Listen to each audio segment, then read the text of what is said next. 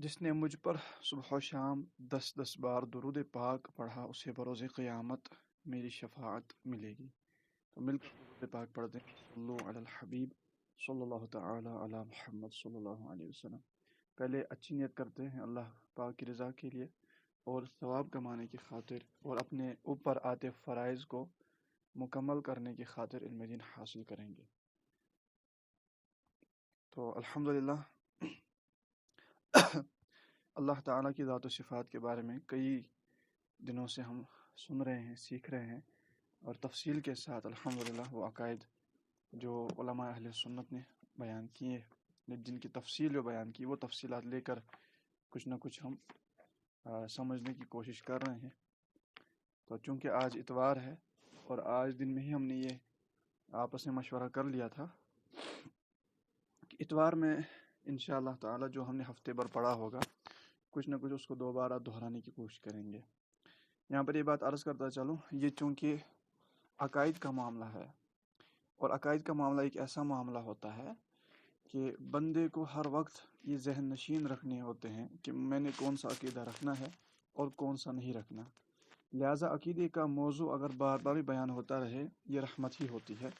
اگر زندگی میں ایک ہی عقیدے کا موضوع 10 بار بھی سننا پڑے تو کوئی حرج کی بات نہیں ہے، 10 بار نہیں 20 مرتبہ سن لے، کیونکہ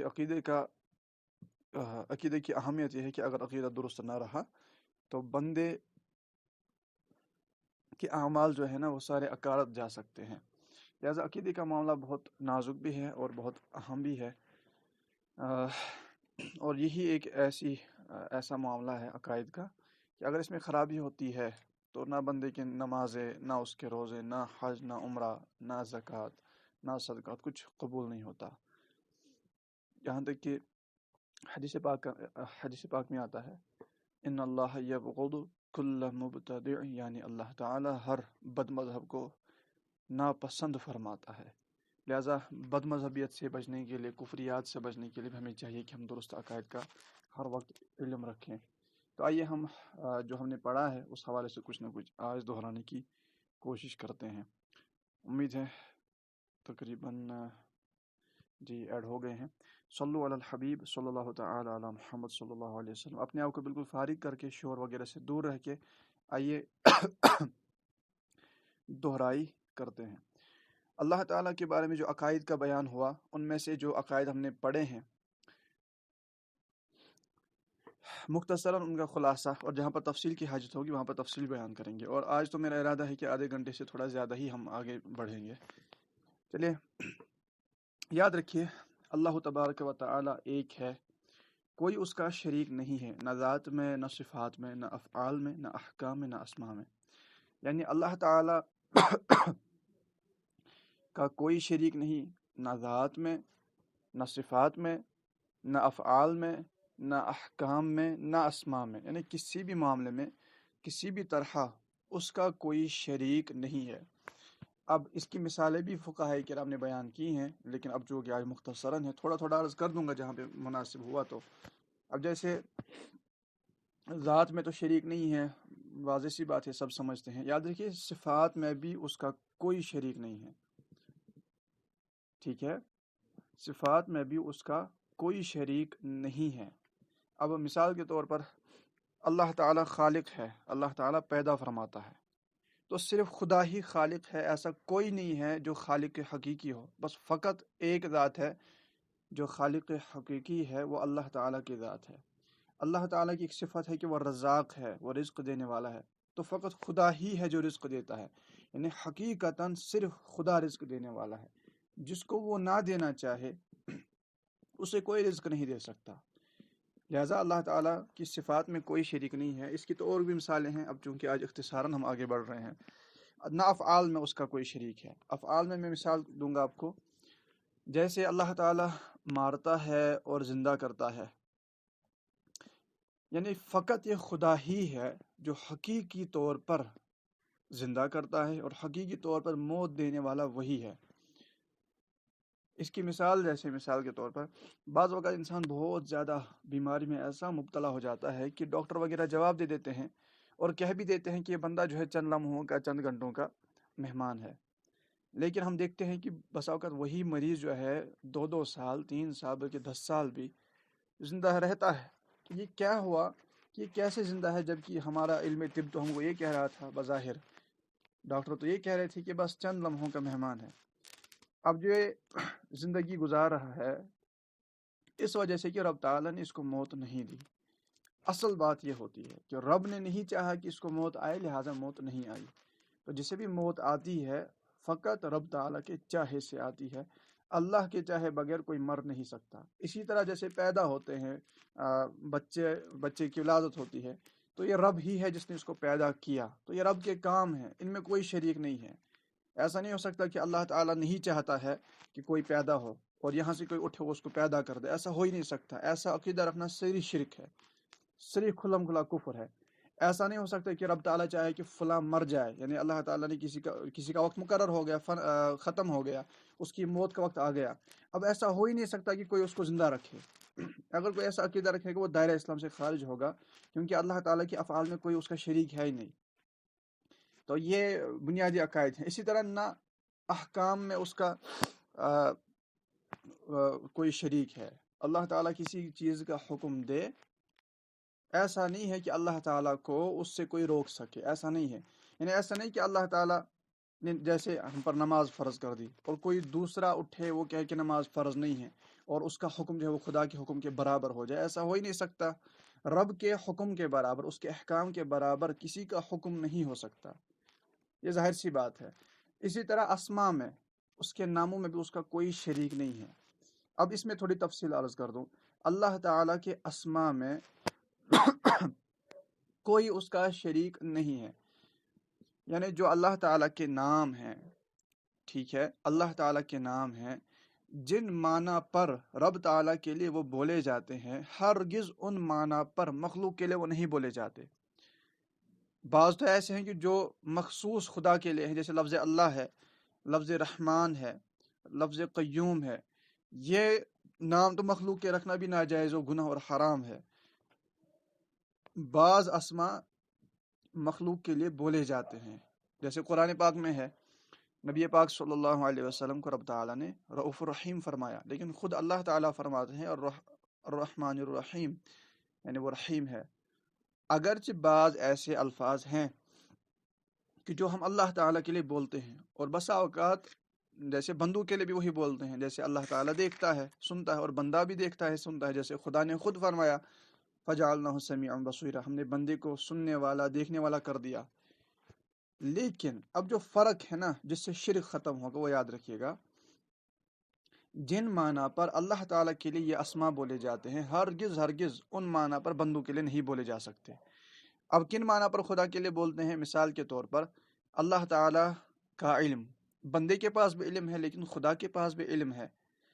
ٹھیک ہے، اللہ تعالیٰ عالم ہے اور ہم کہتے ہیں کہ فلاں بندہ بھی عالم ہے. تو فرق کہاں پہ ہے؟ فرق یہاں پہ ہے کہ اللہ تعالیٰ عالم کسی کے کرنے سے نہیں ہوا ہے. اللہ تعالیٰ کے پاس جو علم ہے وہ کسی کے دینے سے نہیں ہے، اور فلاں عالم کے پاس یا بندے کے پاس جو علم ہے وہ خدا کے دینے سے ہے، خدا کے چاہنے سے ہے. اور اللہ تعالیٰ کا علم قدیم ہے، وہ کبھی فنا نہیں ہو سکتا. خدا کا علم ختم نہیں ہو سکتا، نہ اس کے علم میں کوئی کمی آ سکتی ہے. لیکن بندے کا جو علم ہے اس میں کمی بھی واقع ہو سکتی ہے، ختم بھی ہو سکتا ہے. یہ حادث ہے، یہ مخلوق ہے. اور خدا کا علم یہ قدیم ہے، اس کی صفت ہے جو ہمیشہ سے اس کے ساتھ قائم ہے اور کبھی فنا نہیں ہوگی. اسی طرح دیگر جو ہم باتیں کرتے ہیں، مثال کے طور پر جو ہم کہتے ہیں بندہ بھی رحم کرتا ہے، اللہ تعالیٰ بھی رحم کرتا ہے. تو فرق یہ ہے کہ بندے کو جو قوت رحم کی دی یہ خدا نے دی ہے. اللہ کو یہ طاقت کسی نے نہیں دی، اس کو اپنی ذاتی قوت ہے، یعنی اس کی اپنی ذاتی صفت ہے وہ جو رحم فرماتا ہے. لیکن بندے کو جو رحم کرنے کی طاقت دی ہے، اس کے دل میں رحم رب تعالیٰ نے پیدا فرمایا، جبھی جا کے وہ رحم کرتا ہے. تو اس طرح کی آگے جا کے بھی کئی طرح کی مثالیں ہیں. اب اسی طرح ایک اور مثال عرض کر دو. وفات، جیسے موت دینا یہ اللہ تعالیٰ کا کام ہے، یعنی موت وہی دیتا ہے. لیکن ہم قرآن پاک میں پڑھتے ہیں ملک الموت علیہ الصلوۃ والسلام کے بارے میں اللہ تعالیٰ فرماتا ہے کہ وہ تمہیں وفات دیتے ہیں. یتوفا، یاد آیت نہیں آ رہی مجھے،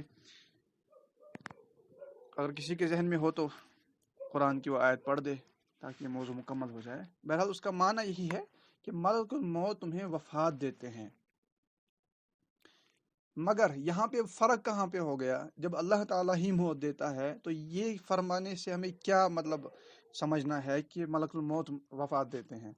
یہ کہ اللہ تعالیٰ نے ان کو یہ طاقت دی ہے، ان کو یہ ذمہ داری سونپی ہے، لیکن وفات تبھی وہ دیتے ہیں جب کہ رب چاہے. لہٰذا حقیقت کے اعتبار سے موت تو رب تعالیٰ کے چاہنے سے ہی ہوئی، نہ کہ ملک الموت علیہ الصلوۃ والسلام کسی کے پاس بغیر حکم کے پہنچ جائے. ایسا نہیں ہو سکتا. ایسا عقیدہ رکھنا کفر ہے، کیونکہ اللہ کی نافرمانی کسی فرشتے سے سرزد ہو ہی نہیں سکتی. اگر کوئی عقیدہ رکھے کہ ملائکہ سے گناہ ہوتے ہیں، یہ کفری عقیدہ ہے، کیونکہ عقیدہ یہ ہے کہ وہ معصوم ہے، وہ گناہ نہیں کر سکتے، گناہ ہونا ان سے ممکن ہی نہیں ہے. اور ملک الموت علیہ الصلوۃ والسلام اور تمام فرشتے خدا کے حکم کے پابند ہیں. جب پابند ہیں، اس کا مطلب یہ ہوا کہ جب کسی کو موت آتی ہے وہ خدا کے حکم سے، اس کے چاہنے سے ہوتی ہے. خدا کے چاہے بغیر کسی کی موت واقع نہیں ہو سکتی. یہ فائنل بات ہے. اور اب اس کے بعد یہ کہ وہ واجب الوجود ہے، اللہ تعالیٰ واجب الوجود ہے. اس کی بڑی تفصیل ہم نے پڑھی تھی. پھر ممکن الوجود کے حوالے سے کیا ہوتا ہے. اب واجب الوجود کا معنی یعنی اس کا ہونا ضروری ہے اور نہ ہونا یہ ناممکن ہے. اللہ تعالیٰ کا ہونا ضروری ہے اور نہ ہونا یہ ناممکن ہے، یعنی وہ ہے ہی ہے. اللہ تعالیٰ کی ذات بلا شک و شبہ ہے. جو کائنات چل رہی ہے، روز پیدا ہو رہے ہیں، مر رہے ہیں، دنیا میں ہزاروں قسم کے جانور ہیں، اور آپ اندازہ لگا لیں دنیا میں کتنے بڑے بڑے ریگستان ہیں، وہاں پہ رہنے والے کیڑے مکوڑے، دنیا میں کیسے کیسے برفیلے میدان اور مقامات ہیں، وہاں پہ رہنے والے جانور، اور کیسے کیسے سمندر ہے، وہاں پہ رہنے والی ہزاروں لاکھوں مخلوقات. وہ کس نے پیدا کی؟ سب سے پہلی بات تو یہ. پھر تمام مخلوقات کو وہ رزق ملنا جس رزق کا وہ محتاج ہے، وہ رزق ان کو کون دیتا ہے؟ نہ آپ دیتے ہیں، نہ میں دیتا ہوں. جس طرح ہم نہیں دیتے، اسی طرح نہ ہمارا پڑوسی دیتا ہے، نہ کوئی دوسرا بندہ دیتا ہے. جب بندہ نہیں دے رہا ہے تو وہ کون سی ذات ہے؟ آپ دیکھ رہے ہیں تمام بندے دنیا کے اپنے اپنے کاموں میں مشغول ہیں، تمام روزگار کے پیچھے پڑے ہوئے ہیں کہ اپنا پیٹ پالتے، اپنے گھر والوں کا پیٹ پالتے. اس کا مطلب مخلوقات میں ایسا کوئی نہیں ہے کہ جو ان مخلوقات کو پال رہا ہے. سیدھی سی بات ہے. پھر جو ان مخلوقات کو پال رہا ہے وہ مخلوق نہیں ہے، بلکہ وہ مخلوقات سے وراء الورا ہے. اسی کو خالق کہا جاتا ہے اور اسی کو ہم اللہ کہتے ہیں. جو ان مخلوقات کو پال رہی ہے وہ ذات پاک، اسی کو واجب الوجود کہتے ہیں کہ اس کا ہونا ضروری ہے، ورنہ کائنات کا نظام رہ ہی نہیں سکتا، اور کائنات تو پیدا بھی نہیں ہوتی. وہ ہے ہی ہے واجب الوجود، جس کا ہونا ضروری ہے، نہ ہونا ناممکن ہے. یعنی فنا ہونا اللہ تعالیٰ کے لیے یہ ناممکن ہے. ایسا نہیں ہو سکتا کہ رب کی ذات ختم ہو جائے. اس کی بہت الگ تفصیل پڑی تھی، وہ ابھی اگر میں نے چھیڑ دی تو ہو سکتا ہے بہت ساروں کو غلط فہمی ہو. اس کی جب باری دوبارہ آئے گی تو وہاں پر عرض کریں گے. ابھی وہ موضوع میں نہیں اٹھانا چاہتا. لہٰذا عقیدہ یہ ہے کہ اللہ تعالیٰ ہے، اس کا ہونا ضروری ہے. نہ ہونا یعنی ایسا کہ اللہ تعالیٰ نہ ہو، یہ ناممکن بات ہے. ایسا ہو ہی نہیں سکتا کہ رب نہ ہو. پھر کائنات کیسے چل رہی ہے؟ پھر چلا کون رہا ہے؟ لہٰذا اللہ تعالیٰ کا ہونا یہ ضروری ہے، نہ ہونا یہ ناممکن ہے. وہ قدیم ہے، ہمیشہ ہمیشہ سے ہے، اور ہمیشہ ہمیشہ رہے گا. اور جس طرح وہ قدیم ہے اسی طرح اس کی صفات بھی قدیم ہے. یہ بھی بنیادی عقیدہ ہے. یہ کیوں پڑھایا جاتا ہے؟ اس کی میں نے آپ کو پرسوں وجہ بیان کر دی تھی. اللہ تعالیٰ قدیم ہے اور اس کی صفات بھی قدیم ہے. اور قدیم وہ ہوتا ہے جو مخلوق نہ ہو. قدیم وہ جس کو پیدا نہیں کیا جاتا. ٹھیک ہے. اور قدیم کے مقابلے میں اس کی ضد آتی ہے حادث. حادث وہ جس کو پیدا کیا گیا. اللہ تعالیٰ کی صفات حادث اور مخلوق نہیں ہے، بلکہ اس کی صفات قدیم ہے، ہمیشہ سے ہے، ہمیشہ رہیں گی. اب جو حادث اور مخلوق کی بات ہوتی ہے، مخلوق میں یہ جو حادث ہوتا ہے نا، اس میں فنا ممکن ہوتی ہے. لیکن ہمارا تو عقیدہ ہے نا کہ اللہ تعالیٰ کی صفات ہمیشہ سے ہیں، قدیم ہے. جب قدیم ہے اس کا مطلب ہے کہ وہ مخلوق نہیں ہے. جب مخلوق نہیں ہے اس کا مطلب یہ ہوا کہ رب تعالیٰ کی کوئی صفت فنا نہیں ہو سکتی. اور اس کے ہم نے بڑی گہرائی میں جا کے معنی سمجھے تھے، جو سیدی اعلیٰ حضرت رحمۃ اللہ علیہ نے فتاوی رضویہ میں بھی اس کی تفصیل بیان کی، اور کیا ہی خوب تفصیل بیان کی ہے. اور اس میں کئی منکرین کا رد کیا، کئی شدید ترین وسوسے جو بعض اوقات شیطان بندے کے دل میں خدا کے حوالے سے ڈالتا ہے، تو ان کا بھی رد کر دیا. لہٰذا اللہ تعالیٰ کی صفات یہ قدیم ہے، ہمیشہ ہمیشہ سے ہے. رب تعالیٰ کی ذات و صفات ہمیشہ رہیں گی. اور چونکہ اس کی ذات قدیم ہے، اس کی صفات قدیم ہے، اور جو قدیم ہو اس میں فنا ممکن نہیں ہوتی، وہ فنا نہیں ہو سکتا، ممکن ہی نہیں ہے کہ وہ ختم ہو جائے، اس کی کوئی صفت ختم ہو جائے۔ ایسا نہیں ہو سکتا کہ اللہ تعالیٰ اپنا علم ختم کر دے۔ اللہ تعالیٰ کا علم قدیم ہے، قدیم ہونے کا مطلب ہی یاد رکھیے گا وہ ہمیشہ سے ہے، جس میں فنا ممکن نہیں ہے۔ لہٰذا جب اللہ تعالیٰ کا علم بھی قدیم ہے تو وہ فنا نہیں ہو سکتا، اس کا علم ختم نہیں ہو سکتا۔ ایسا نہیں ہو سکتا کہ خدا اپنے آپ کو جاہل کر دے۔ جاہل کر دینے کا مطلب ہے کہ اس نے اپنی صفت علم کو ختم کر دیا، اور علم کے بلکہ اس کی تمام صفات کے بارے میں تو عقیدہ یہ ہے کہ وہ ہمیشہ سے ہیں، قدیم ہیں اور ہمیشہ رہیں گی۔ برائے کر اپنے مائک وغیرہ آف کر دیجیے، اسے بہت میرا موضوع ڈسٹرب ہوتا ہے، میں پھر سمجھ نہیں پاتا میں کیا بیان کر رہا تھا۔ لہٰذا اس میں یاد رکھیے گا اللہ تعالیٰ ایسا نہیں ہو سکتا کہ رب تعالیٰ کی صفات ختم ہوں، تحت قدرت ہی نہیں ہے صفات باری تعالیٰ کہ ان کو ختم کر دیا جائے۔ اور اسی طرح مثال کے طور ہم نے پڑھا تھا اللہ تعالیٰ کی ایک صفت ہے کہ وہ الہ ہے، معبود ہے، ٹھیک ہے؟ ایسا نہیں ہو سکتا کہ وہ اپنا معبود ہونا ختم کر دے، وہ ہمیشہ سے معبود ہے، ہمیشہ رہے گا، اس کے سوا کوئی معبود نہیں ہو سکتا۔ یہ قطعی عقیدہ ہے، بنیادی عقیدہ ہے، اس کا انکار کرنا، اس میں شک کرنے والا بھی کافر ہوگا۔ اگر کوئی یہ سمجھے کہ کوئی اور الہ ہو سکتا ہے، کوئی اور معبود ہو سکتا ہے، اگر یہ ہو سکتا ہے کہے گا تو یہ دائرہ اسلام سے باہر نکلے گا، کیونکہ قطعی عقیدہ ہے کہ کوئی اور معبود ہو ہی نہیں سکتا۔ کیوں نہیں ہو سکتا؟ تحت قدرت ہی نہیں ہے، اور ایسا نہیں ہو سکتا کہ خدا اپنا معبود ہونا ختم کر دے۔ تو اس میں تفصیل تھی، وہ کافی لمبی تفصیل ہے، اس کو آگے جب ہم لیں گے تو دوبارہ اس کو پڑھیں گے۔ اسی طرح اللہ تعالیٰ بے پرواہ ہے، یعنی بے نیاز ہے، کسی کا محتاج نہیں ہے، تمام جہان اس کا محتاج۔ اس کی تھوڑی آج تفصیل مزید عرض کر دوں۔ اللہ تعالیٰ بے پرواہ ہے، بے پرواہ یعنی بے نیاز ہے۔ اللہ الصمد، اللہ تعالیٰ بے نیاز ہے، یعنی کہ وہ کسی بھی چیز کا محتاج نہیں ہے، کسی بھی زاویے سے، کسی بھی طرح سے اللہ تعالیٰ کسی کا محتاج نہیں ہے۔ اس عقیدے میں جو گہرائی ہے وہ بڑی ڈیپ ہے، کئی طرح کی مثالیں پیش کی جا چکی ہیں۔ اب اس میں ایک چیز پھر سے عرض کر دوں کہ اللہ تعالیٰ کسی چیز کا محتاج نہیں ہے، لہٰذا جب کسی چیز کا محتاج ہے ہی نہیں تو یاد رکھیے گا رب تعالیٰ مکان میں رہنے کا محتاج نہیں ہے۔ یہ باطل عقائد فلموں کے ذریعے، پتہ نہیں ڈراموں کے ذریعے ہمارے بیچ میں، لوگوں کے بیچ میں آئے ہیں، یا وہ لوگ جو قرآن و حدیث کو نہیں سمجھ پائے اور اپنی عقل کو ہی امام بنا بیٹھے، انہوں نے ایسے عقائد گھڑ لیے۔ حالانکہ قطعی عقیدہ تھا اور قطعی عقیدہ ہے کہ اللہ تعالیٰ کسی بھی شے کا محتاج نہیں ہے، نہ جگہ کا، نہ مکان میں رہنے کا، نہ جہات یعنی ڈائریکشنز کا، کسی بھی زاویے سے کسی کا محتاج ہے ہی نہیں۔ اللہ تعالیٰ جہت و مکان، شکل، صورت، جسمانیت، ان تمام چیزوں سے پاک ہے۔ اب جسم اور مکان کے حوالے سے پرسوں میں نے جو مثالیں عرض کر دی تھی وہ مناسب ہے کہ ابھی پھر سے عرض کر دوں، تاکہ وہ اگر آپ کے ذہن میں رہیں گے تو کئی سوالوں کے جوابات آپ انشاءاللہ تعالی خود بھی دے سکیں گے۔ اب جیسے کہ عقیدہ ہے کہ اللہ تعالیٰ جگہ اور مکان سے پاک ہے، اس حوالے سے جو کئی معترضین ہیں بیچارے عقل کے مارے جو اعتراضات کرتے ہیں اپنی عقل کو استعمال کر کے، حالانکہ امیر اہل سنت کا ایک قول بھی ہے کہ ہم عقل کے بندے نہیں ہیں، خدا کے بندے ہیں، خدا کے معاملے میں عقل کو دخل ہی نہیں ہے، جو دے گا وہ ایسے ہی پھر فضول قسم کے اعتراضات کرتا ہے۔ اب یہ کہنا، اب جیسے کہ مثال کے طور پر، ایک سیکنڈ میں کتاب ڈھونڈ رہا تھا، جیسے کہ ہمارا عقیدہ ہے اللہ تعالیٰ جگہ اور مکان سے پاک ہے۔ پہلی مثال آپ کو اس حوالے سے عرض کر دوں، پہلا نقطہ یاد رکھیے، ہم نے ابھی عقیدہ پڑھا کہ اللہ تعالیٰ کی ذات و صفات یہ قدیم ہے، رب کی ذات و صفات قدیم ہے، اور اللہ کے علاوہ کچھ بھی، رب کی ذات و صفات کے علاوہ کچھ بھی قدیم نہیں ہے۔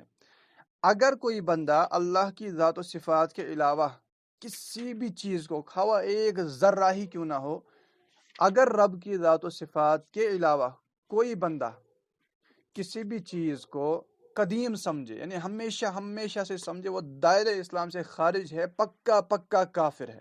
جو یہ سمجھے کہ اللہ تعالیٰ کے ذات و صفات کے علاوہ بھی کوئی شے قدیم ہے، قدیم کا معنی یہ جو ہمیشہ سے ہے، جس کو پیدا نہیں کیا گیا۔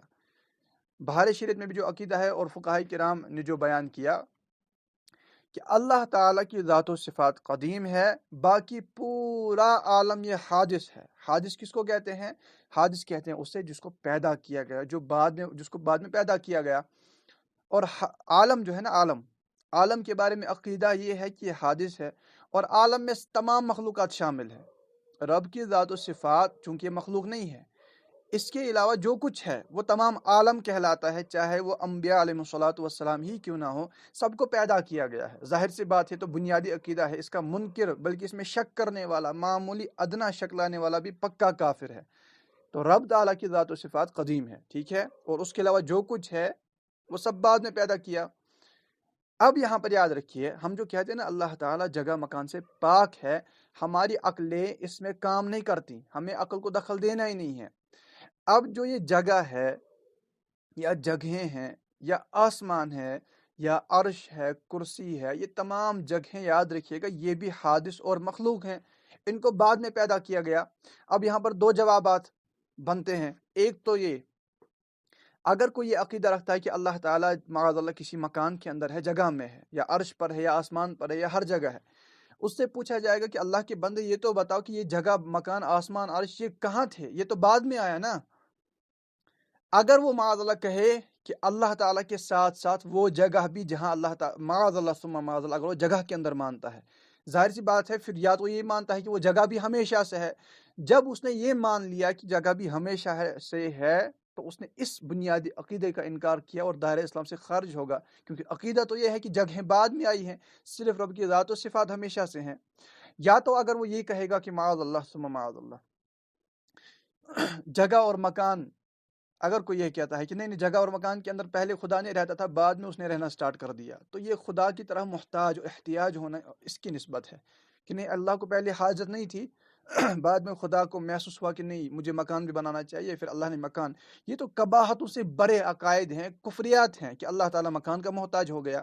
یا پھر یہ اگر یہ کوئی کہتا ہے کہ معاذ اللہ کسی جگہ مکان کے اندر ہے، تو اس سے پوچھا جائے گا کہ یار اللہ کے بندے ایک بات تو بتا، جگہ مکان عرش کرسی ساری جگہیں تو بعد میں آئی، اللہ تعالیٰ تو ہمیشہ سے ہے، جب یہ جگہ تھی ہی نہیں تو اللہ تعالیٰ کہاں تھا؟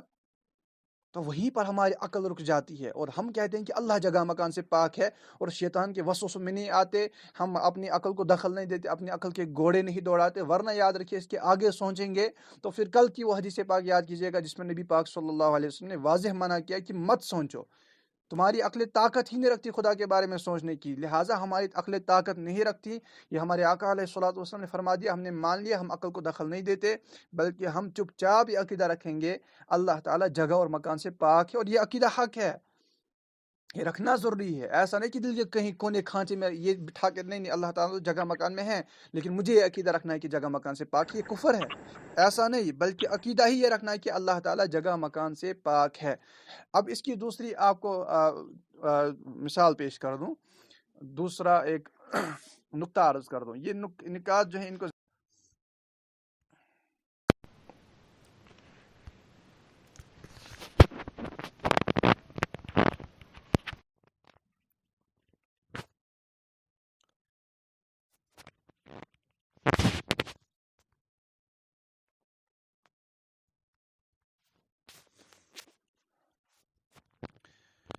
صلو علی الحبیب صلی اللہ تعالی علی محمد صلی اللہ تعالی علیہ وآلہ وسلم، توبو الی اللہ،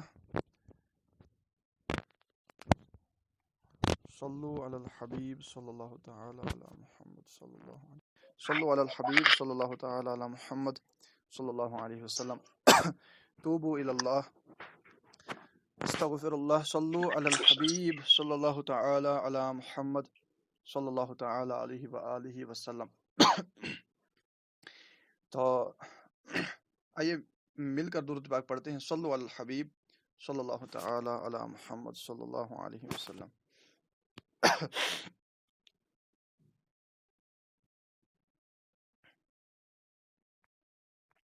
تو میں یہ عرض کر رہا تھا اللہ تعالیٰ جگہ اور مکان سے پاک ہے۔ اب اس حوالے سے ایک مثال تو الحمدللہ بیان کر دی، یعنی ایک نقطہ بیان کر دیا، اب اسی حوالے سے مزید کچھ اہم نکات عرض کر رہا ہوں، وہ توجہ سے سنیے۔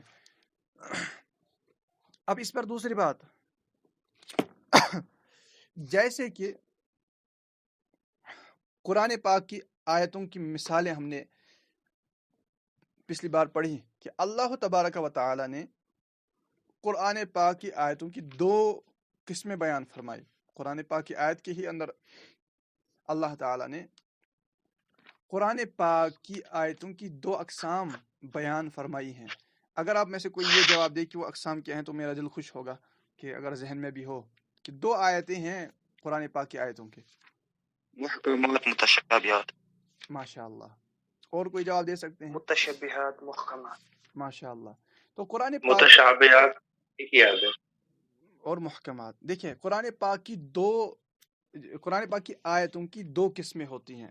جو واضح قرآن پاک کی آیت سے اللہ تعالی ثابت ہے. اللہ تعالیٰ ارشاد فرماتا ہے هو الذی انزل علیک الکتاب منہ آیات محکمات ہن ام الکتاب. یہاں پہ آیت محکمات پہلی قسم، اور انہیں اللہ تعالیٰ فرماتا ہے ہن ام الکتاب، یعنی یہ جو آیت محکمات ہیں یہ ام الکتاب ہیں.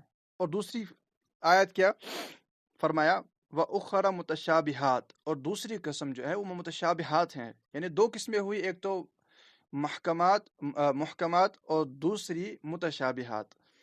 اس کے بعد اللہ تعالیٰ ارشاد فرماتا ہے فَأَمَّا الَّذِينَ فِي قُلُوبِهِمْ زَيْغٌ، پھر وہ لوگ جن کے دلوں میں ٹیڑھ ہوتی ہے، فَيَتَّبِعُونَ مَا تَشَابَهَ مِنْهُ ابْتِغَاءَ الْفِتْنَةِ وَابْتِغَاءَ التَّأْوِيلِهِ، وہ ان آیتوں کے یعنی متشابہات کے معنی کے پیچھے پڑتے ہیں. کیوں؟ وہ فتنہ برپا کرنے کی خاطر. ما تشابہ منہ ابتغاء الفتنہ وابتغاء تاویلہ، ان کی تاویلوں کے پیچھے پڑتے ہیں تاکہ فتنہ برپا کریں. مگر اللہ فرماتا ہے وما یعلم تاویلہ الا اللہ، ان کی تاویل جو ہے نا فقط حقیقت میں اللہ تعالیٰ جانتا ہے، اس کا حقیقی علم یہ رب کے پاس ہے. پھر فرماتا ہے والراسخون فی العلم. یہاں پہ دو قسمیں بیان ہو رہی ہیں، وہ بیان کرتا ہوں. لیکن وہ جو علم میں راسخ ہیں، پختہ علم والے، وہ کیا کہتے ہیں؟ یقولون، کہتے ہیں آمنا بہ کل من عند ربنا، ہمارا اس پر ایمان ہے، سب ہمارے رب کی طرف سے ہے. اللہ پھر فرماتا ہے وما یذکر الا اولو الالباب، اور نصیحت نہیں مانتے مگر وہ جو عقل والے ہیں. یہ بڑی آیت ماشاءاللہ، اس میں کتنے معنی ہیں. اب دو قسمیں تو پہلی آیتوں کی بیان فرمائی، یہ توجہ سے سنیے گا، میں دہرا رہا ہوں کچھ اسلامی بھائیوں کے لیے. ایک تو قسم ہے محکمات اور دوسری قسم ہے متشابہات. اللہ تعالیٰ خود آیات محکمات کے بارے میں فرماتا ہے کہ ہن ام الکتاب، وہ ام الکتاب ہیں، ٹھیک ہے. اور دوسری قسم وہ فرماتا ہے کہ متشابہات ہیں، اور متشابہات کے بارے میں فرمایا کہ ان کی تعویل حقیقی معنی یہ رب جانتا ہے. وما یعلم تعویلہ الا اللہ، ان کی تعویل فقط یعنی حقیقت میں صرف اللہ جانتا ہے. اور یہ پھر اللہ تعالیٰ نے اپنے محبوب صلی اللہ علیہ وسلم کو علم عطا فرمایا. اور متشابہات کے بارے میں فرمایا کہ فَأَمَّا الَّذِينَ فِي قُلُوبِهِمْ زَيْغٌ، جن کے دلوں میں ٹیڑھ ہوتی ہے نا، وہ کیا کرتے ہیں؟ فَيَتَّبِعُونَ مَا تَشَابَهَ مِنْهُ ابْتِغَاءَ الْفِتْنَةِ، وہ انہی متشابہات کے پیچھے پڑتے ہیں، ان کی تعویلوں کے پیچھے، تاکہ فتنہ قائم کریں. اب یہ جو آیت میں نے بیان کی، میں نے کیوں بیان کی ہے؟ یہ سورہ آل عمران کی آیت نمبر 7 ہے، جس میں دو قسمیں بیان ہوئی ہیں، یہ یاد رکھیے گا. اب اس کو بیان کرنے کی وجہ ہے، اب یہاں سے ثابت ہوا کہ قرآن کی آیت دو اقسام کی ہیں. ایک تو محکمات ام الکتاب ہوتی ہیں، اور ان کے معنی صاف ہوتے ہیں، ڈائریکٹ سمجھ آتے ہیں، جیسے نماز کا حکم ہے، زکوٰۃ کا حکم ہے، روزوں کا حکم ہے، ڈائریکٹ سمجھ آ گیا. لیکن بعض متشابہات ہوتے ہیں، ان کا علم عام بندہ نہیں جانتا، ان کا حقیقی علم رب تعالیٰ کے پاس ہے، اور اس کے محبوب صلی اللہ علیہ وسلم کو اس نے عطا فرمایا، اور ان کے صدقے جس کو ملا. اب یہاں پر جو یہ فرمایا کہ متشابہات کے پیچھے وہ لوگ پڑتے ہیں جن کے دل میں ٹیڑھ ہوتی ہے، اس کا مطلب یہ ہوا کہ ہمیں اجازت نہیں ہے کہ آیات متشابہات کے معنی تلاش کرنے پھریں، ہم ان کے معنی کی گنکاش میں رہیں کہ اس کا کیا مطلب ہے، اس کا کیا مطلب ہے. اب متشابہات کی مثال جو فقہائے کرام نے دی ہے اور واضح اس آیت کو اس میں شامل کیا ہے، اور سید اعلیٰ حضرت امام اہل سنت رحمۃ اللہ تعالی علیہ نے فتاوی رضوی کی 16ویں جلد میں جو رسالہ ان کا ہے قوارع القہار کے نام سے، زبردست ترین رسالہ اس موضوع پر ہے، اس میں اس آیت کو ثابت کیا کہ یہ آیت جو میں آگے پڑھنے والا ہوں یہ متشابہات سے ہے. وہ کون سی آیت ہے؟ استوى علی العرش. یہ جو آیت ہے، یاد رکھیے گا 7 مقامات پہ اس طرح کے الفاظ بیان ہوئے ہیں قرآن پاک میں. اب جب یہ آیت متشابہات سے ہے، ٹھیک ہے، لہٰذا پتہ چلا کہ استوا، لفظ استوا کے معنی کے پیچھے پڑنا یہ ان لوگوں کا کام ہوتا ہے جو جن کے دل میں ٹیڑھ ہوتی ہے، اور آج کے زمانے میں بھی جو علم سے وابستہ ہیں ان کو پتہ ہے کہ اس آیت کے پیچھے کون لوگ پڑے ہوئے ہیں، اور اس آیت کا غلط معنی ثابت بیان کر کر کے انہوں نے کتنوں کو گمراہ کر دیا. جو خدا فرماتا ہے کہ یہ لوگ ان کے پیچھے پڑتے ہیں تاکہ یہ فتنہ برپا کریں، اور وہ یہی کر رہے ہیں. حالانکہ یہ آیت متشابہات سے تھی، اس کے معنی کے پیچھے پڑھنے کی اجازت ہی نہیں تھی، اللہ کی طرف سے اجازت نہیں تھی، لیکن بندے پڑھ رہے ہیں، اور اللہ نے اس کی تقسیم بیان کی کہ وہ کون بندے ہیں. پھر دوسرے وہ فرمایا کہ والراسخون فی العلم، جو علم میں مضبوط ہے وہ تو یہی کہتے ہیں کہ ہمارے رب کی طرف سے ہیں، ہم معنی کے پیچھے نہیں پڑھتے، جو رب نے فرمایا ہمارا اس پر ایمان ہے، لیکن ٹیڑھ والے معنی کے پیچھے پڑھتے ہیں. اب پھر نتیجہ کیا ہوا؟ نتیجہ یہ نکلا کہ انہوں نے اس لفظ کو سمجھا نہیں اور اس کا وہ معنی بیان کر دیا جو رب کے شائن شان ہی نہیں تھا. ام الکتاب کون سی آیتیں ہیں؟ محکمات میں سے آیت مبارکہ ہے لیس کمثلہ شیء. واضح آیت ہے کہ اللہ تعالیٰ کے جیسی کوئی شے نہیں، اس کے جیسا کوئی ہے ہی نہیں، کائنات میں اس کے جیسا کوئی نہیں. نہ جیسے ہمارے جسم و جسمانیت ہے، لیس کمثلہ شیء، پتہ چلا رب تعالیٰ جسم و جسمانیت سے پاک ہے، اگرچہ اور بھی دلائل ہیں، میں اس اعتبار سے کو سمجھا رہا ہوں. لیس کمثلہ شیء، بندے کی جو صفات ہیں اللہ تعالیٰ ان سے پاک ہے. لیس کمثلہ شیء، کوئی شیء اس کے جیسی نہیں ہے. لہٰذا بندے کی جو کیفیات ہیں اللہ تعالیٰ ان کیفیات سے پاک ہے. لہٰذا کسی بھی طرح سے، ہم نے پہلے پڑھا نا، رب تعالیٰ شرک کوئی مطلب شریک نہیں ہو سکتا رب کی صفات میں، شرک سے پاک ہے. تو کسی بھی طرح سے، کسی بھی اعتبار سے اللہ تعالیٰ کے جیسا کوئی ہو ہی نہیں سکتا. اور مخلوق کی جو صفات ہیں، کیفیات ہیں، رب تعالیٰ ان تمام سے پاک ہے. تو بنیادی عقائد ہیں، یہ تو کوئی مسئلہ زیر بحث کی گفتگو ہی نہیں ہے، سیدھی سی باتیں ہیں. اور رب ہی فرماتا ہے لیس کمثلہ شیء، یہ بنیادی آیت ہے.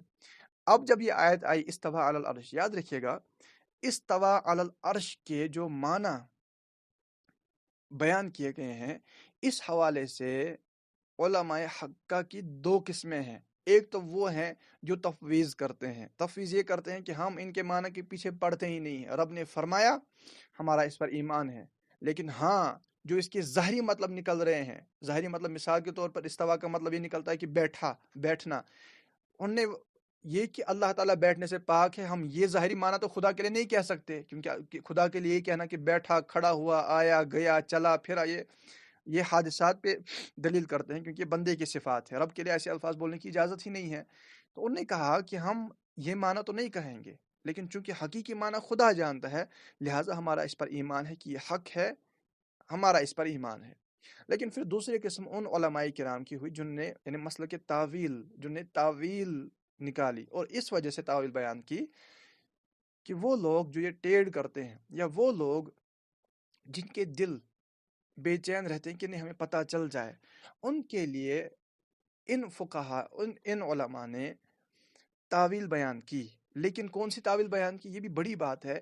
تاویل وہ بیان کی جو اس لفظ کے قریب ہو. استوا، لفظ استوا کے قریب اس کے معنی کے اندر داخل ہو، ٹھیک ہے، اس کے معنی کے اندر داخل ہو، اور جو ام الکتاب سے نہ ٹکراتے ہو، یعنی ام الکتاب کے مطابق ہو، یعنی لیس کمثلہ شیء، اس آیت مبارکہ کے مطابق جو معنی بنتے ہیں نا استوا کے، وہ معنی بیان کیے. وہ جو فسادی گروہ ہوتا ہے نا، وہ لیس کمثلہ شیء ان کے خلاف معنی بیان کرتا ہے، تبھی تو ان کی بات رد کر دی جاتی ہے. لیکن جو یہ مسئلہ کہ تاویل والا گروہ فقہاء کرام کا ہے، علماء کا ہے، انہوں نے وہ معنی بیان کیے جو لیس کمثلہ شیء ان سے نہیں ٹکراتا، بلکہ استوا کے وہ معنی بیان کیے جو استوا کے معنی بنتے ہیں. اصل میں دو چیزیں ہیں، یاد رکھیے گا، اس کے حقیقی معنی اللہ تعالیٰ جانتا ہے، لیکن استوا کے اور معنی بھی بنتے ہیں جو اللہ تعالیٰ کے لیے ہم کہہ سکتے ہیں. لیکن کچھ معنی ایسے بنتے ہیں جو نہیں کہہ سکتے. ہم نے کل بھی اس کی تفصیل پڑھی تھی کہ کون سا لفظ کہہ سکتے ہیں خدا کے لیے، کون سا نہیں کہہ سکتے. اب استوا کے بعض معنی وہ بنتے ہیں جو خدا کے لیے کہہ سکتے ہیں، اور کچھ ایسے ہیں جو خدا کے لیے نہیں کہہ سکتے. لیکن گمراہوں نے وہ معنی لیے جو نہیں کہہ سکتے تھے، وہی معنی بیان کرنا سٹارٹ کر دے کہ استوا علی العرش کا معنی ہے کہ معاذ اللہ خدا عرش پر بالکل بیٹھا ہوا ہے. بالکل کفری عقیدہ ہے یہ معنی نہیں ہے، بلکہ استوا کے تو اور بھی معنی بنتے تھے نا جو شان الہی کے لیے آپ کہہ سکتے تھے. وہ بیان کیوں نہیں کیے؟ عوام کو دھوکہ کیوں دیا؟ عوام کو گمراہی میں کیوں پھینکا؟ بعض کو کفریات میں کیوں پھینکا؟ مانا لیس کمثلہ شیء کے مطابق کیوں نہیں کیے؟ جو الکتاب رب نے فرمایا کہ لیس کمثلہ شیء، یہ چونکہ الکتاب میں سے ہے، محکمات میں سے، وہ معنی بیان کیوں نہیں کیے؟ وہی کیوں کیے جن سے فتنے پڑتے ہیں؟ یہ جو قرآن کی آیت رب تعالیٰ نے بیان فرمائی۔ لیکن یاد رکھیے گا جو معنی ہم بیان کریں گے، ہم یقینی طور پر نہیں کہیں گے کہ اس کا یہ معنی ہے۔ استوا کے جو فقہائی کرام نے معنی بیان کیے جو شان الہی کے لیے ہم کہہ سکتے ہیں، لیکن یقینی طور پر وہ نہیں کہیں گے کہ یہی ہے۔ کیوں؟ اللہ تعالیٰ نے ارشاد فرمایا وَمَا يَعْلَمُ تَأْوِيلَهُ إِلَّا اللَّهُ، اس کے جو اصل معنی ہے وہ تو حقیقت میں خدا جانتا ہے، لیکن جو تعویلیں فقہائی کرام نے بیان کی ہیں وہ اس لیے تاکہ عوام کفریات میں نہ جا پڑے ان لوگوں کی وجہ سے جنہوں نے اس کے کفریہ معنی بیان کیے۔ کفریہ معنی تو رد ہی رد ہے، یعنی یہ معنی لینا کہ اللہ تعالیٰ بیٹھا ہوا ہے عرش پر، یہ تو کفریہ معنی ہے، یہ تو کفر، یہ تو رد ہی رد ہے نا، کیونکہ لیسا کمثلہ شیء ان کے خلاف ہے، کفریہ معنی ہے، یہ تو بالکل قابل قبول نہیں ہے۔ لیکن جو معنی پھر مسئلہ کے تعویل والوں نے بیان کیا حتمی اعتبار سے، تو وہ بھی نہیں کہیں گے کہ اس کا یہی معنی، کیونکہ معنی تو کہیں ہیں، ہمیں کیا پتہ کہ اللہ تعالیٰ کی مراد کون سی تھی یہاں پہ۔ لیکن معنی اس حوالے سے بیان کیے تاکہ عوام سمجھے کہ اس کے اور معنی بھی بنتے ہیں، اللہ کے بندوں کفر میں نہ جا پڑنا، کیونکہ اور معنی بھی تو ہیں، اور خود تو فرماتا ہے وَمَا يَعْلَمُ تَأْوِيلَهُ إِلَّا اللَّهُ، کہ اس کی حقیقی معنی اللہ جانتا ہے۔ لہٰذا اب جو وہ معنی تھے وہ کیا ہیں، وہ توجہ سے سنیے گا، چند ان میں سے عرض کرتا ہوں، اور دعوت پہلے دوں گا کہ اعلیٰ حضرت کا رسالہ قوارع القہار جو ہے وہ رسالہ ضرور پڑھیے، اس کے بغیر زندگی میں زندہ مت رہیے گا، بلکہ مرنے سے پہلے ضرور اس کا مطالعہ کیجیے۔ قوارع القہار انہی جسم و جسمانیت ماننے والوں پر جو دلائل سے اعلیٰ حضرت نے جو ان کا رد کیا ہے وہ بھی قابل دید ہے۔ اب جو استوا کے معنی بیان کیے ہیں، ایک معنی یاد رکھیے گا، استوا کا ایک مطلب جو علماء کرام نے بیان کیا وہ ہے قہر و غلبہ، ٹھیک ہے؟ استوا علی العرش یعنی رب تعالیٰ کا قہر و غلبہ عرش پر ہے۔ اب عرش پر یہاں پہ تذکرہ کیوں فرمایا گیا؟ اس وجہ سے سیدی اعلیٰ حضرت رحمۃ اللہ علیہ فرماتے ہیں کہ گویا یہ فرمایا گیا چونکہ عرش یہ ہے نا، یہ تمام مخلوقات میں سے، یاد رکھیے گا، سائز کے اعتبار سے سب سے بڑی مخلوق ہے، اس کے برابر کوئی مخلوق نہیں ہے، حتیٰ کہ تمام کائنات جو ہے دنیا وہ عرش کے دائرے کے اندر ہے۔ اب آپ اندازہ لگائیں کہ عرش کیا ہوگا۔ تو یہ جو عرش ہے اللہ تعالیٰ نے یہ فرما دیا کہ میں عرش پر قاہر و غالب ہوں، اور جب سب سے بڑی مخلوق کا ذکر کر دیا اس کے معنی یہ ہوئے کہ اللہ تعالیٰ ہر مخلوق پر قاہر و غالب ہے، کوئی ہی اس کی قدرت سے باہر نہیں ہے، ہر مخلوق پر وہ قاہر و غالب ہے، کوئی اس سے بھاگ نہیں سکتا، کوئی اس سے چھپ نہیں سکتا، ہر مخلوق پر غالب ہے۔ اب جب یہ فرمایا کہ استوا علی العرش، رحمان عرش پر اس نے استوا فرمایا جیسا کہ اس کی شان کے لائق ہے۔ اب جیسا کہ اس کی شان کے لائق ہے، اس کے ایک معنی بیان فرمایا کہ استوا علی العرش یعنی جیسا کہ اس کی شان کے لائق ہے، وہ استوا کا یہ معنی ہے کہ اللہ تعالیٰ عرش پر قاہر و غالب ہے، یعنی تمام مخلوقات پر قاہر و غالب ہے۔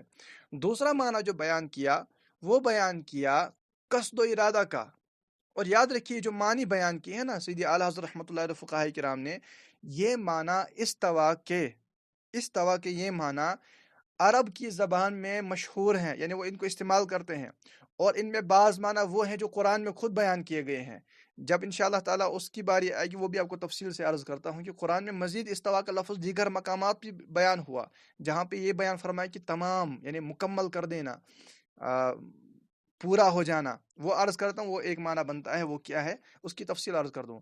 اب ایک معنی ہے قصد و ارادہ، یعنی کہ اللہ تعالیٰ نے یہ ارشاد فرمایا، یعنی رب تعالیٰ نے 6 دن میں زمین و آسمان کو پیدا فرمایا، اور اس کے بعد عرش کے پیدا فرمانے کا قصد و ارادہ فرمایا۔ ایک معنی تو یہ بیان کیا، اور دوسرا معنی یہ بیان کیا استوا کا تمام یہ کار یعنی مکمل ہو جانا، یعنی اللہ تعالیٰ یعنی قرآن کی یاد رکھیے گا 7 مقامات پہ یہ قرآن کی آیت ہے عرش پر استوا فرمانے کی، جیسا کہ اس کی شان کے لائق ہے، لیکن 7 مقامات پہ یاد رکھیے گا زمین کی پیدائش کا یا آسمان کی پیدائش کا تذکرہ یہ ساتھ ساتھ ہے۔ تو اس کا ایک نقطہ جو اشارتاً فقہا نے بیان کیا کہ گویا ہمیں یہ اشارہ دیا جا رہا ہے کہ رب تعالیٰ نے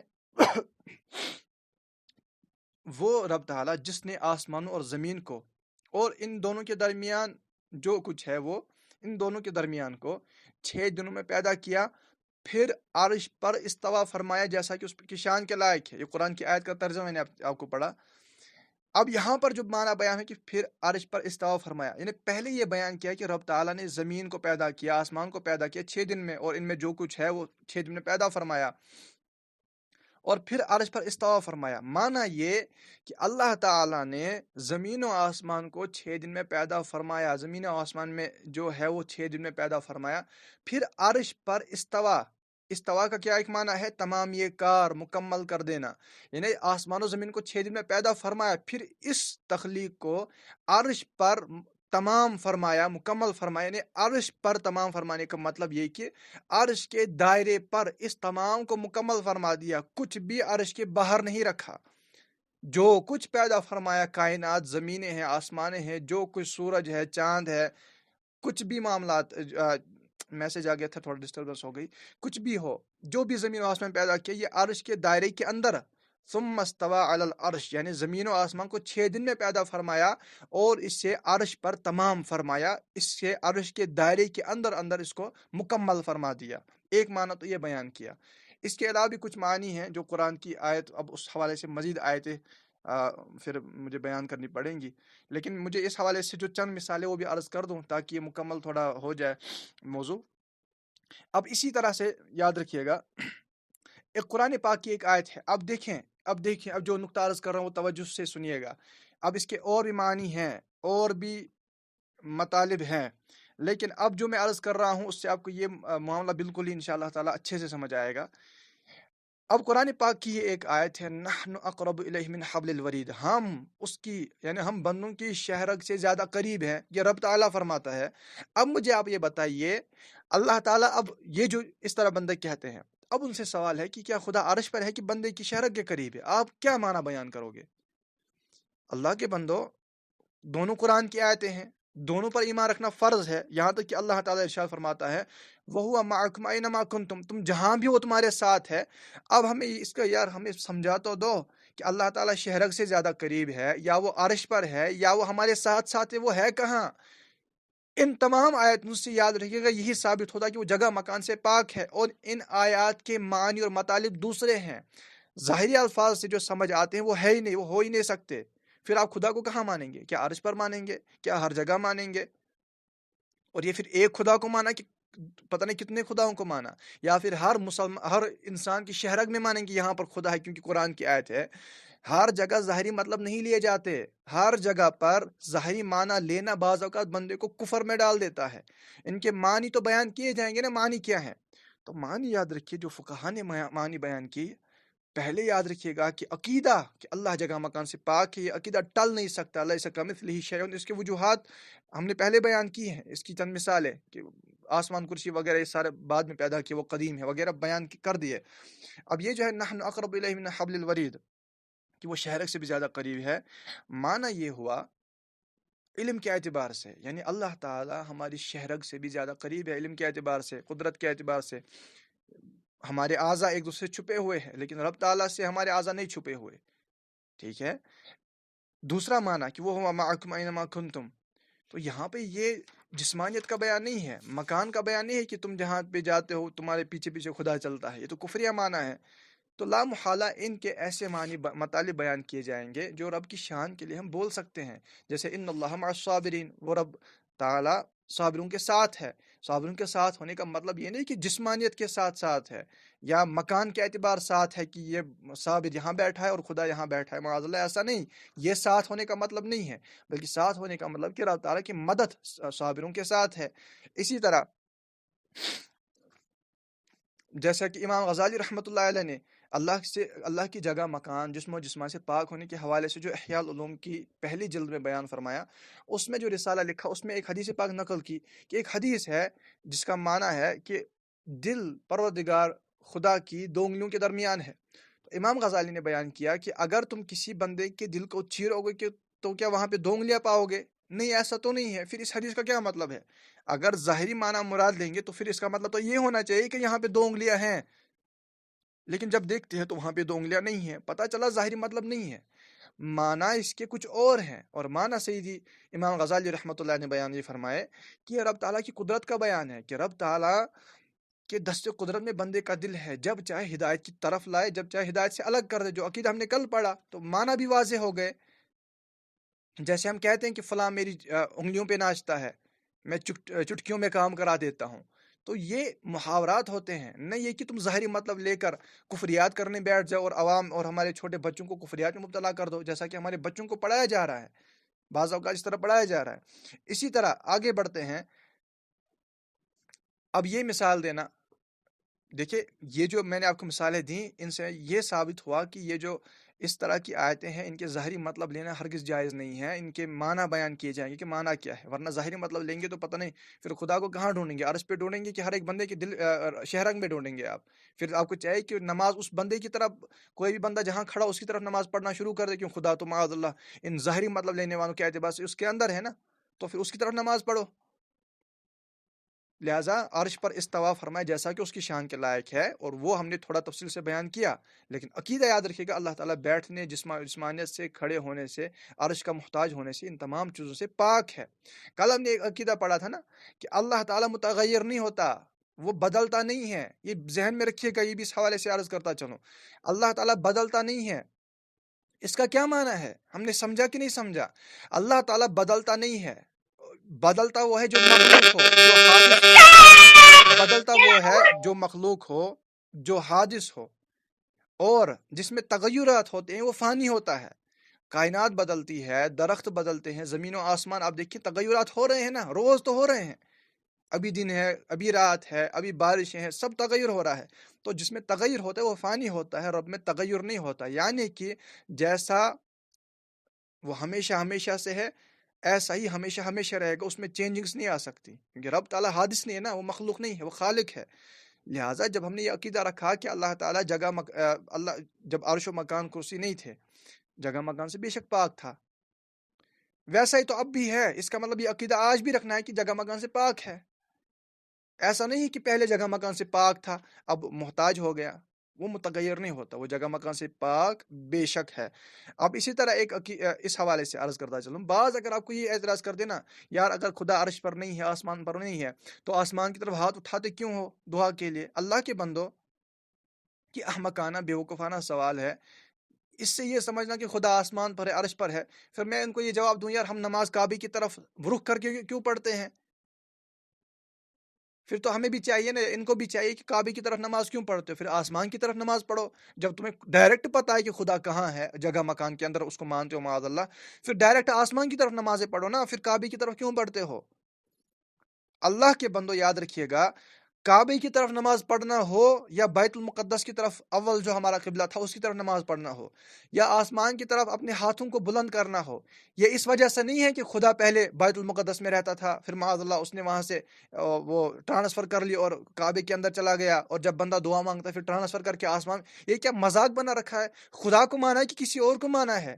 اللہ بدلتا نہیں ہے، وہ جگہ میں ہونے سے پاک ہے، آنے جانے سے پاک ہے، بلکہ یاد رکھیے گا، خواہ آسمان کی طرف ہاتھ اٹھانا ہو، کعبے کی طرف منہ کر کے نماز پڑھنا ہو، قبلہ اول کی طرف منہ کر کے نماز پڑھنا ہو، یہ سب کے سب اس وجہ سے ہے کیونکہ یہ شریعت کا حکم تھا، بس اس وجہ سے کہ یہ خدا اور خدا کے رسول صلی اللہ علیہ وسلم کا حکم ہے، ہم حکم کی تعمیل کرتے ہوئے کعبے کی طرف نماز پڑھتے ہیں، نہ اس وجہ سے کہ خدا کعبے کے اندر ہے۔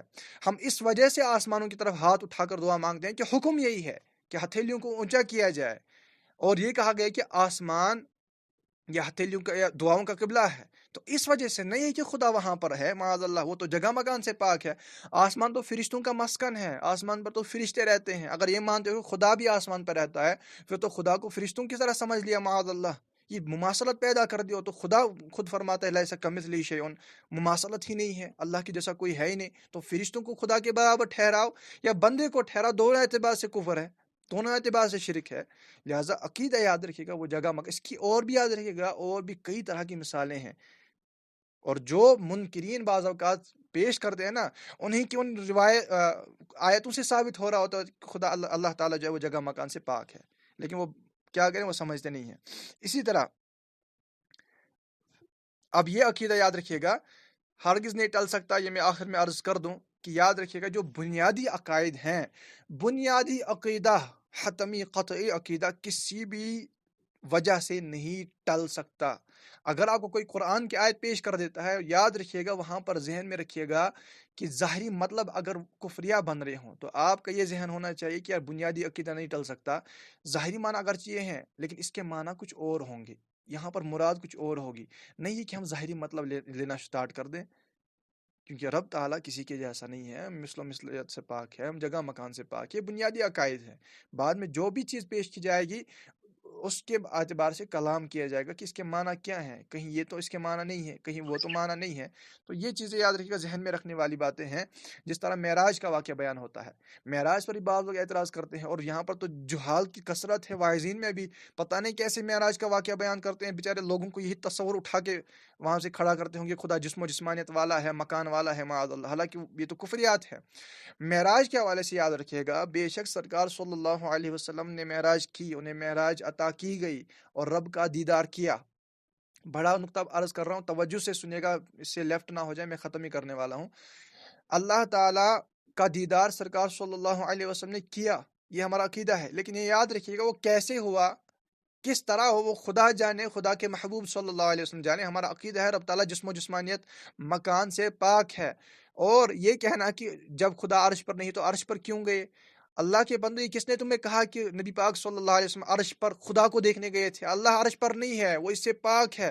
عرش پر جانا یا وراء العرش جانا اللہ تعالیٰ کی نشانیں دیکھنے کے لیے تھا، وہ تو حدیثوں میں مذکور ہے نا، کہ انبیاء علیہ الصلوۃ والسلام نے استقبال کیا، جنت کا نظارہ فرمایا، جنت کے نعمتوں کو دیکھا گیا، وہ تو اس لیے خدا کی نشانیوں کو دیکھا گیا۔ معراج کی رات سرکار صلی اللہ علیہ وسلم آسمان پر بے شک تشریف لے گئے، کیوں؟ اللہ تعالیٰ کی نشانیاں دیکھنے کے لیے، جنت کی سیر فرمانے کے لیے، یہ بات ہے، نہ اس وجہ سے کہ اللہ عرش پر ہے۔ دیدار تو ہوا، وہ کیسے ہوا وہ ہم نہیں بتا سکتے، ہماری عقل وہاں پہ کام نہیں کر سکتی، کیونکہ ہمارا عقیدہ ہے کہ عقل اللہ کو کوئی احاطہ نہیں کر سکتا۔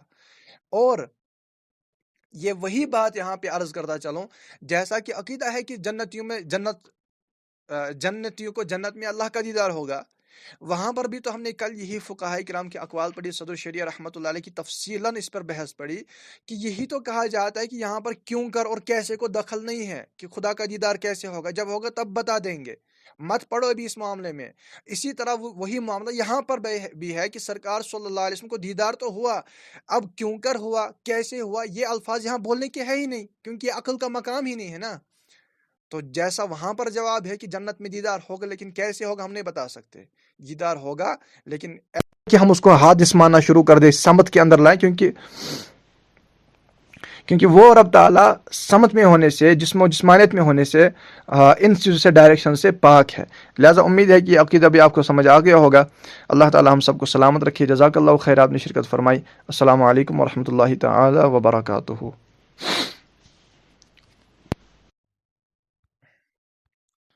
آواز نہیں آ رہی ہے حضرت اسرار بھائی۔ جی یہ آواز کٹ گئی تھی۔ تو بہرحال میں یہی عرض کر رہا تھا، یہ تو جملہ مکمل بھی ہوا تھا، کہ جیسے ہم وہاں پہ کہتے ہیں نا کہ بے شک دیدار تو ہوگا، لیکن جنت میں جیسے دیدار ہوگا اس کا یہ مطلب نہیں ہے کہ اللہ تعالیٰ ڈائریکشن میں ہوگا، کیونکہ وہ ڈائریکشن سے پاک ہے۔ اب ہماری اس میں عقل کام نہیں کرتی، جب عقل کام نہیں کرتی اور تمہارے محبوب، تمہارے آقا اللہ کے نبی نے بھی منع کر دیا کہ اللہ کے بارے میں مت سوچو صلی اللہ تعالیٰ علیہ وسلم، تو میں ہوں کون جو خدا کے بارے میں سوچوں؟ لہٰذا رب کا دیدار نبی علیہ الصلوۃ والسلام کو بے شک ہوا، یہ عقیدہ ہے۔ اب کیسے ہوا اس میں ہمیں پڑھنے کی حاجت نہیں ہے۔ اس میں ایک حدیث پاک بھی بیان کی جاتی ہے کہ میں نے اپنے رب کو بہترین صورت میں دیکھا۔ یاد رکھیے گا، اس کے معنی فقہاء نے بیان کیے ہیں۔ ایک تو یہ ہے کہ میں نبی پاک صلی اللہ علیہ وسلم کے اعتبار سے کہ سرکار صلی اللہ علیہ وسلم بہترین صورت میں تھے، یہ ایک معنی اس میں بیان کیا ہے۔ یہاں پر ہرگز یاد رکھیے گا یہ معنی مراد نہیں ہے کہ اللہ تعالیٰ صورت والا ہے، شکل و صورت والا ہے، ایسا کچھ معنی نہیں ہے۔ اللہ تعالیٰ شکل و صورت سے بلا شک و شبہ پاک ہے۔ اسی طرح ایک اور روایت بیان کی جاتی ہے کہ علم غیب کے حوالے سے کہ سرکار صلی اللہ علیہ وسلم فرماتے ہیں کہ اللہ تعالیٰ نے دست قدرت میرے شانوں کے درمیان رکھا۔ یہ بات یاد رکھیے، یہ متشابہات سے روایت ہوتی ہیں، یہ ایک روایت نہیں ہے، یہ کئی طرح کی روایت آپ کو ملیں گی، لیکن جب بنیادی علم ہوگا تب بچیں گے، یعنی تب صحیح سمجھیں گے۔ بنیادی علم نہیں ہوگا نا، ٹھوکر کھا بیٹھیں گے۔ وہ جو روایت ہے کہ شان دست مبارک جو ہے شانوں پر رکھا گیا اور اس کی ٹھنڈک، یہ متشابہات ہیں۔ سرکار صلی اللہ علیہ وسلم نے فرمایا یہ حق ہے. اب یہ کیا ہے ہمیں نہیں پتا. جیسے معراج کا واقعہ کیا ہے، سیدنا صدیق اکبر رضی اللہ عنہ کا فرمان اس حوالے سے ہماری بڑی رہنمائی کرتا ہے. جب ان کے پاس کفار پہنچے اور کہا کہ تمہارے آقا صلی اللہ علیہ وسلم فرما رہے ہیں کہ میں اتنے وقت کے اندر کائنات کی سیر کر کے آیا، تو صدیق اکبر رضی اللہ عنہ فرماتے ہیں کہ اگر میرے آقا علیہ الصلوۃ والسلام نے کہا تو سچ ہے، مسئلہ ہی ختم کر دیا نا. یعنی میں اس میں سوچتا نہیں ہوں. اگرچہ معراج کا واقعہ یاد رکھیے گا، یہ عقلوں کے اندر نہیں آتا. معراج کا واقعہ اور معجزاتی انبیاء علیہ الصلوۃ والسلام بھی عقلوں میں نہیں آتے. یہ بات یاد رکھیے گا. بندہ سوچتا ہے کہ اگر عقل سٹارٹ کر دے کہ یہ کس طرح ہو سکتا ہے، لیکن عقل کو قربان کریں گے نا. عقل قربان کن بپیش مصطفیٰ صلی اللہ علیہ وسلم. عقل کے بندے تھوڑی ہیں، ہم اللہ کے بندے ہیں، لہٰذا عقل کو دخل نہیں ہے. لہٰذا وہ جو روایتیں ہیں شان اقدس علم غیب کے بارے میں کہ دست مبارک رکھا گیا، ٹھنڈک محسوس ہوئی، تو وہ متشابہات سے ہیں. ہم ان کے معنی مطالب کی طرف نہیں جائیں، معنی مطالب میں غور و فکر کی طرف نہیں جائیں گے، بس یقین رکھیں گے کیونکہ ہمارے نبی صلی اللہ علیہ وسلم نے فرمایا، یہ صلی اللہ علیہ وسلم، یہ بلا شبہ حق ہے، درست ہے، جو فرمایا حق ہے. لیکن اس کے معنی یہ بھی مراد نہیں لیں گے کہ اللہ تعالیٰ جسم اور جسمانیت والا ہے. وہ معنی مراد لیں گے تو کفریہ معنی بنیں گے. ہم کفریہ معنی مراد نہیں لیں گے کیونکہ متشابہات سے پہلے ہی رب نے قرآن میں باخبر کر دیا ہے کہ اس کے معنی کے پیچھے نہیں پڑنا. اگر معنی کے پیچھے پڑو گے، اللہ خود فرماتا ہے کہ ان کے دلوں میں ٹیڑھ ہوتی ہے. لہٰذا ہمیں اجازت نہیں ہے کہ ہم ان کے معنی اور مفاہیم کی طرف جائیں، بلکہ ہم ام الکتاب کی طرف نظر رکھیں گے کہ لیس کمثلہ شیء، اللہ کے جیسا کوئی نہیں ہے. اللہ تعالیٰ سب کو سلامت رکھے. جزاک اللہ خیرہ. اگر کسی نے کوئی سوال پوچھنا ہے، وقت کافی ہو گیا ہے، میں ریکویسٹ کرتا ہوں سوال پرسنل میں کیجیے گا. اور السلام علیکم ورحمۃ اللہ جی ہاں، وبرکاتہ. میں یہ عرض کر رہا ہوں کہ اگر سوال ہے تو برائے کرم وہ پرسنل میں کیجیے گا، یہاں پر اجازت نہیں ہے، اس سے معاملات ہوتے ہیں. جزاک اللہ خیرہ. کل دوبارہ شرکت کیجیے گا. السلام علیکم ورحمۃ اللہ تعالی وبرکاتہ. وعلیکم السلام ورحمۃ اللہ وبرکاتہ.